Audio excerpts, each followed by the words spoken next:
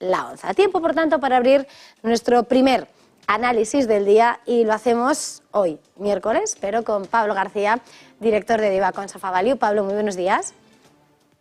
Hola, buenos días, Eva.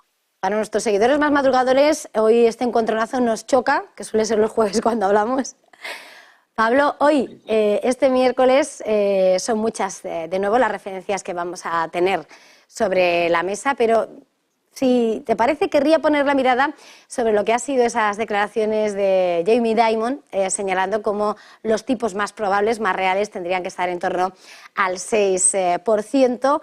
No sé cómo tomas esa valoración, ese cálculo, y cuál es, en realidad, tu visión sobre lo que es el momento actual y hacia dónde va a ir la política monetaria.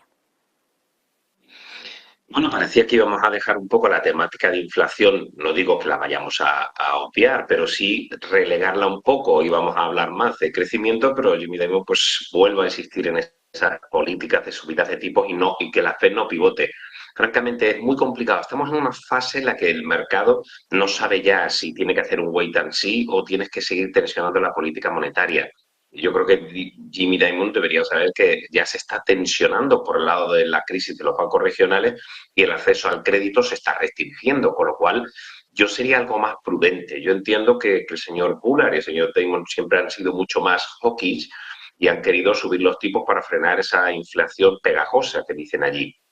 Y eso es comprensible, pero creo que la situación ha cambiado algo. Ha cambiado porque estamos viendo que la inflación, no, bueno, ha ido, digamos, ese proceso de desinflación en Estados Unidos ha continuado. Tenemos ya una inflación del 4,9% en el mes de abril, con una subyacente del 5,5%, y ya los tipos pues subiendo por arriba del 5%. Yo creo que habría que esperar, como han dicho la mayoría de los miembros del Comité Abierto de la Reserva Federal, y bueno, pues no pasarnos de frenada, que eso nos ha jugado malas pasadas en cuanto a crecimiento, ¿no? Así que yo esperaría un poco y yo creo que la atención debe estar ahora en esos datos de crecimiento, si van acompasados, esa desaceleración con esas subidas de tipos y si, bueno, pues esa crisis que puede llegar crediticia, no ahondarla más por subir los precios. Al final, el telespectador tiene que entender que estamos subiendo el precio del dinero y si te suben el precio de algo, la demanda suele caer. Es decir, va a haber mucho menos movimiento de dinero, va a haber mucho menos actividad y sobre todo no olvidemos que en la economía norteamericana más de 2/3 del PIB, de esos componentes del PIB, del consumo, del gasto público, de la inversión y del sector exterior, es consumo. Entonces el consumo es el primero que se resiente, ¿no? Y el acceso al crédito es fundamental para el devenir de esta incógnita. Así que, bueno, yo creo que yo sería un poquito más prudente y he sido bastante más hawkish, pero creo que ahora hay que tomarse un respiro, quizá 25 puntos básicos para la reunión de junio, eso lo vamos a ir viendo, ha habido muchas declaraciones al respecto, Loretta Mester, entre otros, pero yo sería un poco prudente, ¿no? Yo creo que ya hemos hecho gran parte del trabajo, pero bueno, a Jimmy Dimon le gusta siempre estar ahí en la picota. Estaba señalando esas premisas, ¿no?, de cómo si se sube el precio del dinero cae el consumo, y ahí es donde quería ir porque, de hecho, ayer hablábamos cuando conocíamos esos resultados de Home Depot, precisamente, Pablo, rebajaba las previsiones del año y ponía de relieve cómo la gente pospone sus gastos, las reformas de sus casas, por todo, ¿no?, por toda la incertidumbre, por su poder adquisitivo, menor poder adquisitivo, y veíamos esa sesión de caídas, de retrocesos en Wall Street. Quería preguntarte, por eso mismo que estabas diciendo, cómo interpretar ese pulso de la economía por parte de Home Depot y qué consideras que ha pasado más en esos comportamientos que estamos registrando en Wall Street, si esas perspectivas, si esas tensiones sobre el techo de deuda. Bueno, el mercado, y lo hemos comentado varias veces en Negocio de Televisión, está siendo mucho más sensato de lo que parece que algunos analistas ven. Es decir, un año de desaceleración, de soft landing o hard landing, pero en cualquier caso de desaceleración, los cíclicos pesados y los industriales lo suelen hacer mal. Si vemos lo que está haciendo en Europa, por ejemplo, el sectorial de petróleo, de metales y minas, etcétera, pues son los peores sectores y están en negativo. Fíjate, Eva, que ayer se nos puso el Dow Jones de industriales en negativo en el year to date. Lo digo porque algún iluso que piensa que todo está subiendo mucho, no es cierto.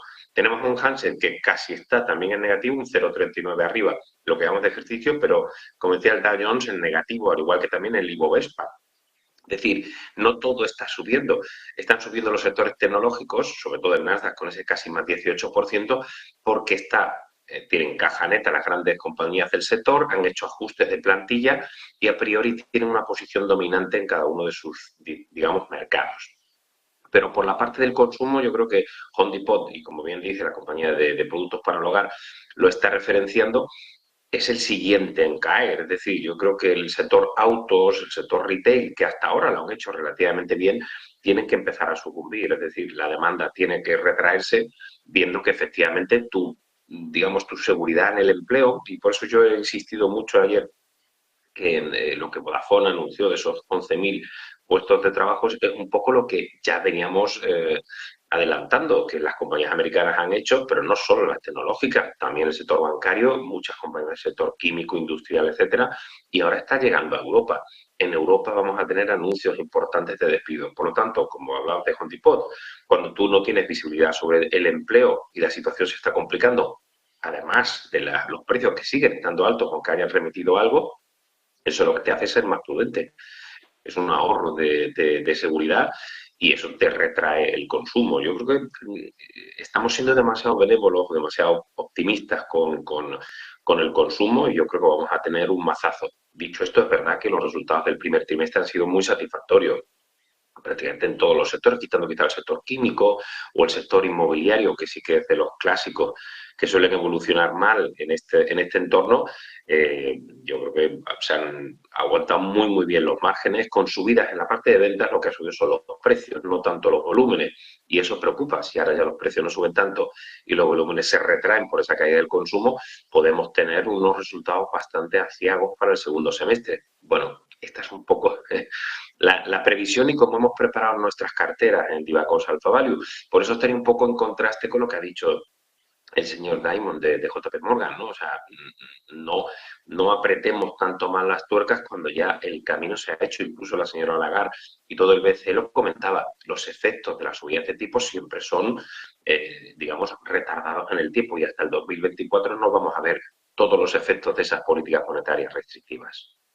Pablo, para finalizar te voy a preguntar sobre la cartera, pero antes quería preguntarte, porque estaba señalando, dice, sí esperáis de Divacos Alpha Value un mazazo por parte del consumo, ¿cómo ese efecto escalón de cómo va avanzando el efecto de la caída del consumo tiene que resentirse ahora el sector automovilístico? Pero sin embargo veíamos además hace unos días también como títulos como Volkswagen, con esa gran presencia en China, se veían también golpeados por esa economía del gigante asiático que no responde al ritmo que se esperaba y que por lo tanto enfría aún más las expectativas más allá de nuestro mercado más cercano a lo que supone esas exportaciones, ese rendimiento en China. No, de hecho, los datos que conocimos ayer no es que sean malos datos, pero sí son peor que lo previsto. Como siempre hemos dicho, eso es lo que cotiza el mercado. Tuvimos una producción industrial en abril subiendo un 5,6%, que puede ser catalogado de un buen dato, pero sin embargo el consenso estaba esperando un 10,9%. Y también las ventas minoristas, que subieron un contundente de 18,4 y se esperaban un 21,9. Es decir, son datos algo peores. Yo he insistido que el decoupling que estamos viendo entre Europa, Estados Unidos y China, más que decoupling, un retraso en el ciclo, hace pensar que la reapertura de China ha sido muy positiva para algunos sectores, sobre todo el sector lujo europeo, es decir, se reactiva el consumo en China, pero pensamos que el pico del ciclo lo vamos a tener en este segundo trimestre o quizá iniciado el tercer trimestre, pero los riesgos a la baja están sobre todo para el 2024. De hecho, hay algunos roces, ¿no? Es decir, si el mercado estuviera interpretando que China va a crecer con mucha más fuerza de ese 5% estimado por el gobierno chino, porque los deep cyclical, porque los cíclicos pesados están evolucionando tan mal, porque el precio del crudo sigue estando ahí los 75, el Bren o rozando los $70 barril el West Texas Instrument, ¿no? Es decir, eh, no se prevé que haya un crecimiento sólido o fuerte para principios del 2024 en China. Entonces eso puede ser otro mazazo más para digamos, esas previsiones de crecimiento a nivel global, que de hecho, bueno, la Comisión Europea subió algunas décimas. Yo creo que habíamos sido, y nosotros incluso, yo me equivocaba, éramos un poco más agresivos en pensar que iba a haber una fuerte desaceleración quizá a mediados de este año. No ha sido tanto así, pero quizá el error no sea en la cifra, sino en el timing. Es decir, posiblemente se esté retrasando algo y el incremento de las subidas de tipos pues ha tenido un efecto mucho más lento de lo que quizás se preveía, ¿no?